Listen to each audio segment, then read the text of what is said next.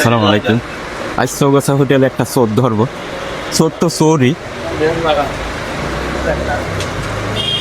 আসসালামু আলাইকুম।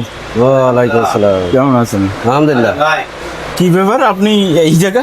আরে ভাই বললেন না ভাই, বাসায় একটা করে রুটি দেবে আর একটা করে ডিম পোচ, হতে কি আমার হয়? আমার লাগবে 4 পিস রুটি, তারপরে ভাজি, ডিম ভাজি। আমার ডায়েট কন্ট্রোল করছে, প্রায় আমি চৌগাছায় চুরি করে থাকি। আপনি তো আমাকে বললেন যে ডায়েট করছেন। ডায়েট কন্ট্রোল করলে আমার তো হচ্ছে না ভাই। ডায়েট করছেন, ডায়েট করতেছেন, তা ডায়েট এইটা কি আবার? আর বললেন না ভাই, বললাম না। এখন কটা লাগবে রুটি? 4 পিস রুটি লাগবে, একটা ডিম ভাজি লাগবে, এই যে ডাল লাগবে। এ ভাই, বাইরে দাও।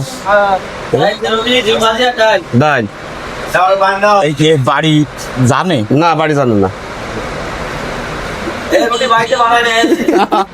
বাড়িতে নিয়ে এসে নাকি? বিসমিল্লাহ। বাকেন ভাই, না ভাই, আমি তো ডায়েট আপনি তো ডায়েট করেন না।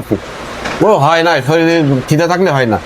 ও আচ্ছা, খান। এই ভাই, বাইরে কই দিছে ডিম দেওয়ার? ওই যে আসতেছে, ওই যে। রুটি দাও।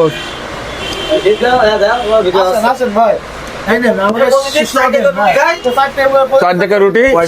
কয়টা রুটি? 60 টাকা রুটি খাই হ্যাঁ। আর 2টা ডিম পোস, হ্যাঁ। 2টা ডিম আমলেট আর মিনারেল পানি। আর আচ্ছা, মূলত সকালবেলা ভাবি আপনাকে কি কি দিয়েছিল? সেটা একটা রুটি দিছিল, একটা ডিম পোস্ত দিছিল।